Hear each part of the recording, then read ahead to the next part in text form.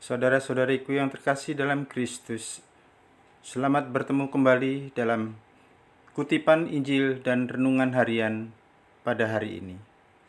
Salam sejahtera buat saudara-saudari semua dimanapun Anda berada.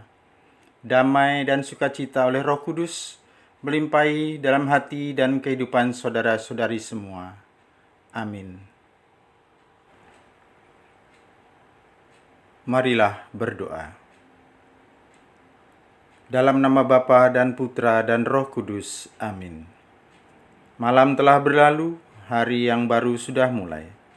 Berkat kebaikan-Mu ya Bapa, kami boleh menikmati hari yang baru ini. Tubuh kami merasa sehat walafiat, jiwa kami merasa penuh semangat. Berkatilah kami pada hari ini, berkatilah dan dampingilah juga ya Allah, orang yang tak dapat bangun karena sakit, atau yang bangun tanpa semangat karena jiwanya tertekan oleh kesedihan atau keputusasaan. Hadirlah semua orang yang tubuhnya lemah dan jiwanya merana. Sudilah mengilhamkan pikiran-pikiran yang baik kepada semua putra-putrimu, demi Kristus Tuhan dan pengantara kami. Amin. Saudara-saudari yang terkasih, inilah Injil suci menurut Matius, bab 12 ayat 1 sampai ayat 8. Dimuliakanlah Tuhan. Pada satu hari Sabat, Yesus dan murid-muridnya berjalan di ladang gandum.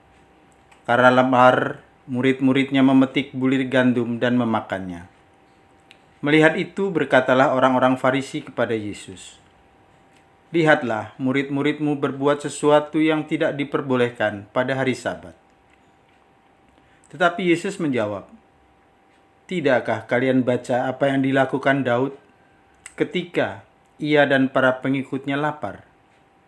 Ia masuk ke dalam bait Allah, dan mereka semua makan roti sajian yang tidak boleh dimakan kecuali oleh imam-imam. Atau tidakkah kalian baca dalam kitab Taurat bahwa pada hari-hari Sabat, imam-imam melanggar hukum Sabat di dalam bait Allah, namun tidak bersalah? Aku berkata kepadamu, di sini ada yang melebihi bait Allah. Seandainya kalian memahami maksud sabda ini, yang ku kehendaki ialah belas kasihan dan bukan persembahan, tentu kalian tidak akan menghukum orang yang tidak bersalah. Sebab Anak Manusia adalah Tuhan atas hari Sabat." Demikianlah sabda Tuhan. Terpujilah Kristus. Saudara-saudari yang terkasih, diskusi Yesus dan orang Farisi hari itu berkaitan dengan hukum hari Sabat, di mana orang Yahudi tidak boleh melakukan aktivitas berat termasuk memetik gandum. Di akhir diskusi Yesus menegaskan bahwa Anak Manusia adalah Tuhan atas hari Sabat. Bisa jadi orang Farisi mengerti akan semua itu, tetapi sangat besar kemungkinan mereka tidak menerima dan merasa tersinggung seperti dalam kisah lainnya. Kita bisa merenungkan tentang mengapa para murid memetik gandum pada hari itu.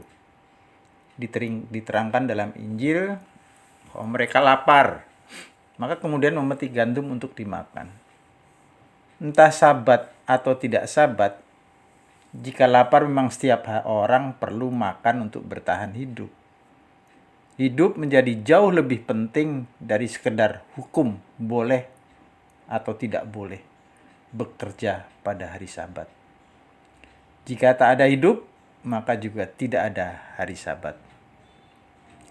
Maka bulir gandum adalah untuk mempertahankan hidup jasmani, memelihara tubuh supaya tetap bisa hidup normal dan baik. Itu yang dilakukan para murid, mempertahankan hidup jasmaninya. Dan Yesus mengamini itu. Setiap manusia perlu memelihara hidup jasmani mereka. Karena hanya dengan jasmani yang sehat, maka kehidupan lainnya juga akan lebih baik, termasuk mentaati hukum.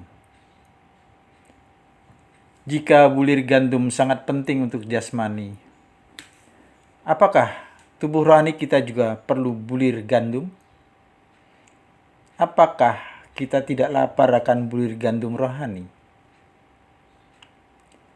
Jika kita tidak punya rasa lapar seperti para murid, bisa jadi ternyata hidup kita kering. Memang tidak mati, tetapi juga tidak berkembang, apalagi menghasilkan buah. Lapar akan gandum rohani menjadi tanda dahsyat bahwa manusia rohani kita berkembang. Selamat berkarya, berkah dalam. Kemuliaan kepada Bapa dan Putra dan Roh Kudus, seperti pada permulaan, sekarang, selalu, dan sepanjang segala abad. Amin. Dalam nama Bapa dan Putra dan Roh Kudus. Amin.